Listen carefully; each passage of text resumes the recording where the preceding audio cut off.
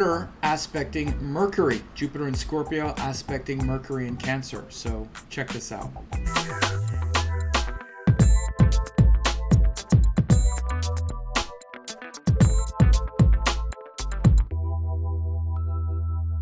So as we see in the sky right now, Jupiter is aspecting Mercury. Now this brings up a really important principle in Vedic astrology called one-way aspects.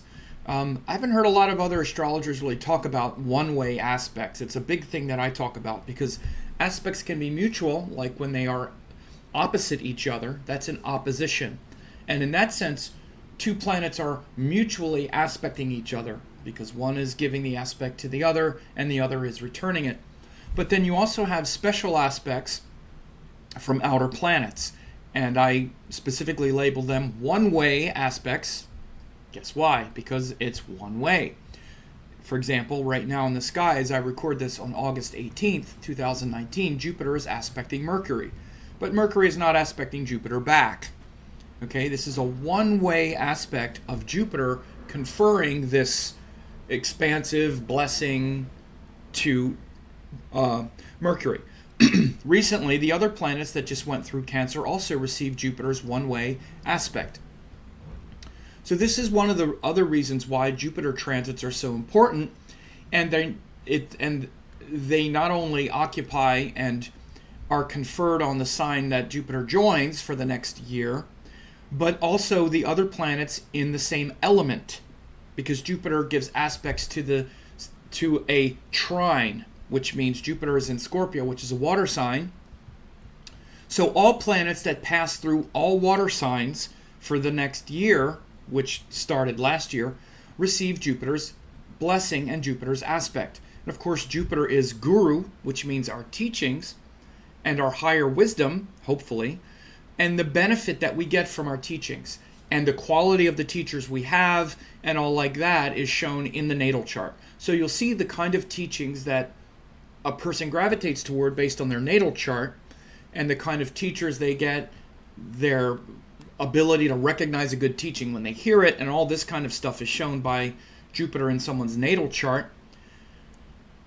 So this winds up showing how much they benefit from Jupiter's blessings and grace and transit throughout the year. And then in these moments, like we have right now, you'll see a sort of conferring of blessings upon different planets as they move through the sky. So again, Jupiter was just aspecting the Sun, Venus, and Mars as they went through Cancer, the last month or so. Now those planets have largely moved into Leo, but Mercury is still there. Now Mercury has just also gone retrograde back and forth in Cancer. Now he's moving forward after that pretty intense retrograde cycle, and he's getting Jupiter's blessing for the next couple of days. Again, you may have experienced this and even felt this the last week or so as Mercury, this was August 15th, which was just a few days ago. Even if you go back since the beginning of August, at least August 11th, August 9th, because Mercury had been retrograde and he's not moving very fast, we've been slowly gathering momentum toward this Mercury-Jupiter aspect, or this Jupiter aspect on to Mercury for the last week or so. So you may have noticed in the last week or so, especially if you're a real student of things like astrology or metaphysics or whatever, you may have really recognized an elevation, and as they call now in modern entrepreneurial circles, an up level. You may have seen your up-leveling of information and your skill set, another big modern term, skill set. My skill set is up-leveling. Up-level your skill set. I'm being facetious, but these are modern terms. Skill sets, Mercury. Up-leveling your ideas, Mercury. So Mercury is literally about ideas, skills, interests, and Mercury is a neutral energy. See, we need to be curious in order to even change our skill sets and our intellect and our ideas.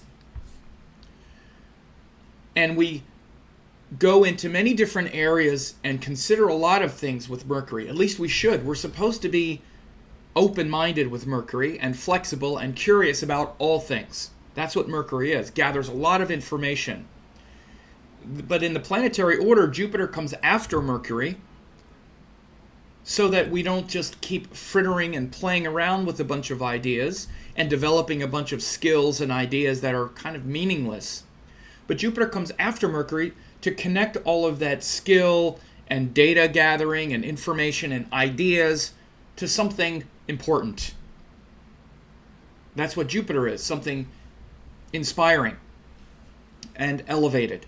So literally this aspect of Jupiter onto Mercury as Mercury goes through Cancer is bringing this connection of Mercury and all of the new information that you've been gathering, especially since the retrograde cycle for, a couple weeks, I should say a couple months ago.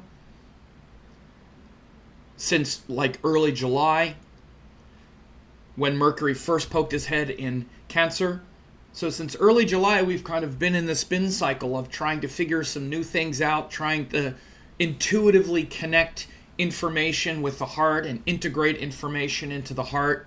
Again, but it can be confusing because, again, Mercury is about details and precision and language and trying to understand things, and Cancer is about that integration into the heart and trying to dissolve all of the contradictions and get the details straight. And it's hard when Mercury is in Cancer because, again, it's quite intuitive. So you've probably been trying to really, put your feelings into words and reach for a deeper level of intuitive awareness. Again, Mercury is also playful and fun and curious and flexible. And it should be. But again, Cancer is where we're, quite emotional and sensitive and romantic. And again, it seems that it's a strange thing to bring together. This is why Mercury in water signs can have some issues. Of course, it's debilitated in Pisces because all those details just get blurred together. Cancer also. It's like all this emotion and these feeling. I use the example of Mercury in Cancer. How clear do we speak and communicate when we're sad or when we're crying? Should people really pay attention to what you say when you're crying?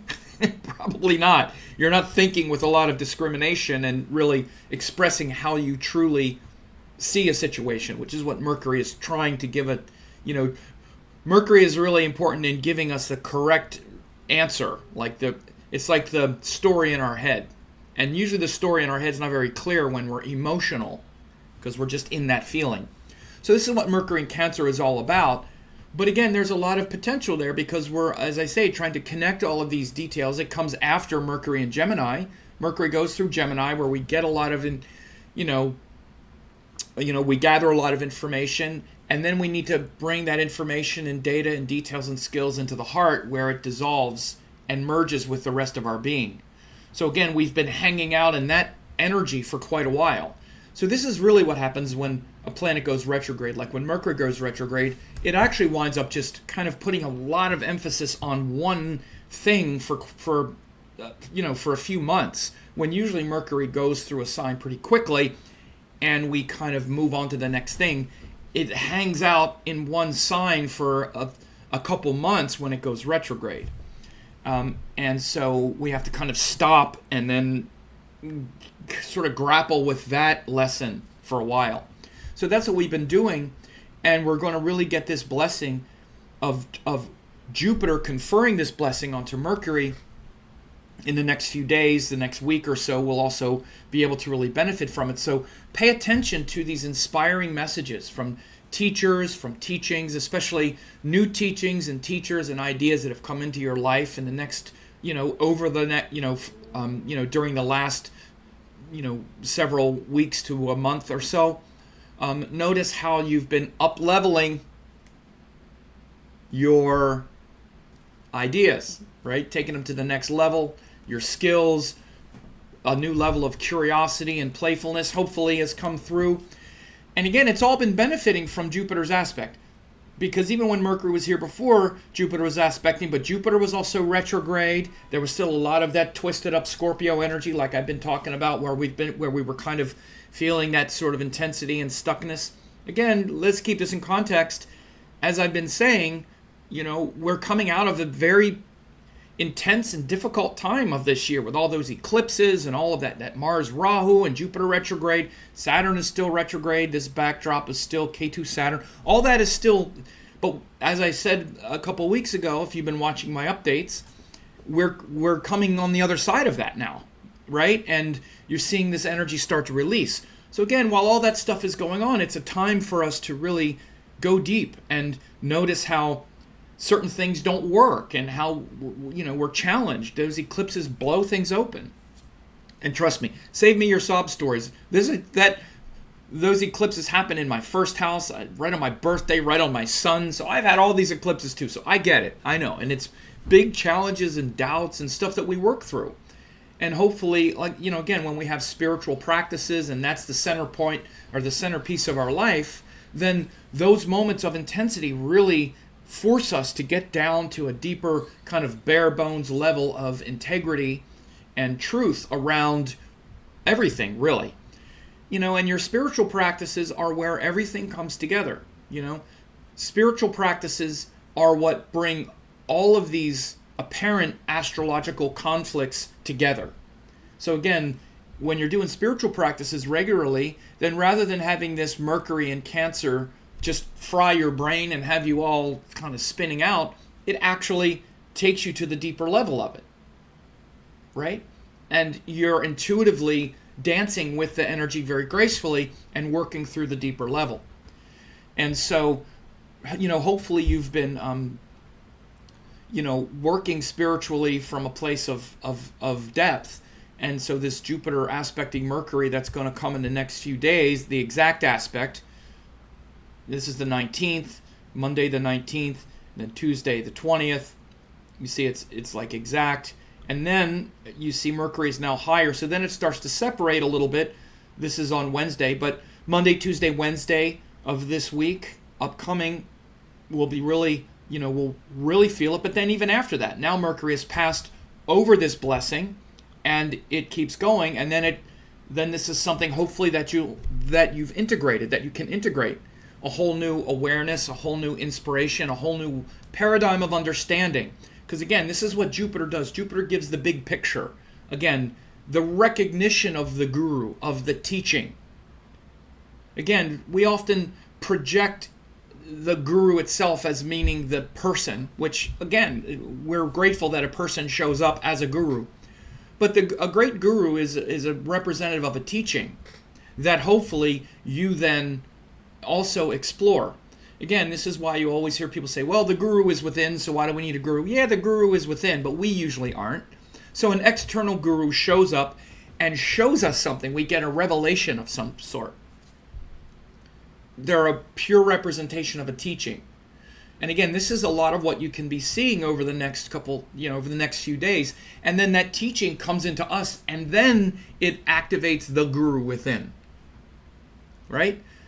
And especially this connection between Jupiter and Mercury is very important in this transmission, because a guru is really going to transmit higher teaching and knowledge to our Mercury, to our buddhi, because of the buddhi of Mercury is what's curious in the first place. That's what's really looking for teachings. All that curiosity of Mercury is actually looking for something inspiring. Because Mercury is always evaluating, how does this relate to that? Is this more important than that? How does this connect with that? And Mercury is great at bringing all these connections in. But it's ultimately looking for the thing that connects all things. And that's what great teachings do. This is why you'll find great teachings from wisdom traditions overlap. And not only within wisdom traditions, but also within any kind of scientific structure. Like, for example, Sankhya philosophy, which is the prevailing philosophy of Vedic astrology, is also the one of yoga, also of Ayurveda. You can also map Sankhya philosophy to things like neuroscience and quantum physics. I've done it in my course, Quantum Vedic Astrology. I do that. Again, it maps over to any authentic system. All systems connect at a point of truth, because the truth is universal. Systems just interpret truth. Vedic astrology is a system. This is why you can map all of these archetypes of planets. They're universal principles. The sun is universal principle, moon, masculine and feminine on that level, then masculine and feminine of Mars and Venus, intelligence of Mercury and Jupiter. One is details, one is bigger picture. Again, they're universal principles. That's why I can talk about these things and know that the things I'm saying are accurate. Because and again, we tend to focus on our chart. Well, how does that affect me? I have this, me, and you're missing the point. If you want to live at a higher level, then step into a higher level. And studying the teachings and the concepts and the structures, the metaphysical structures, are what take you out of you and out of obsessing over you and trying to pull everything toward you. What about my astrology? How's it me? Well, you are not that important. Once you start connecting with the teachings, then you see who you really are, and you realize how most things, when misunderstood, they're only misunderstood in one way, because you're filtering them through your ego, as if you are the center point of everything, as if you and your personality and your psychology is the reason why all of these other things exist. They're not. And it's your karma to evolve that beyond just you and your perspective. So again, this is why these big teachings, Mercury is really looking for the ideas and the concepts that take you to something bigger, which is Jupiter. And Guru shows up, authentic Guru shows up and kind of blows you open, blows your world, and extends your ideas and your limited mind beyond all these details that Mercury is trying to gather. Because Mercury is trying to say, okay, I can figure it all out somehow. I can see how it's all organized. I see all these systems. But there's still something higher than that. There's a higher principle and a more metaphysical reality that underpins everything. And so Jupiter really connects us to this inspiration and this purpose that connects things on a higher level than the intellect. So look for those teachings, teachers, symbols, and ideas this week. Very, very crucial to maybe the next level of your spiritual development and understanding, where it's not just about faith, but it's where you have faith in teachings and teachers and ideas that take you beyond just the normal functioning of the mind and your obsession with your own, ego and ideas, your limited ideas. All ideas are limited eventually.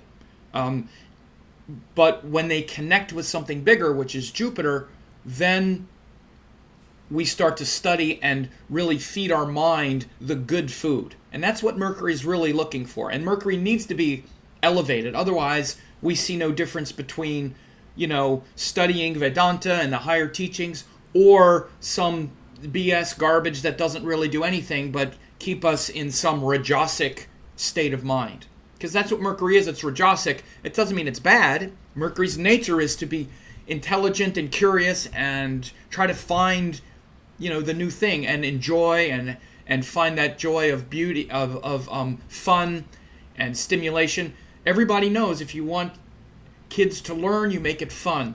Same is true with adults. That's that part of life that's fun and enjoyable.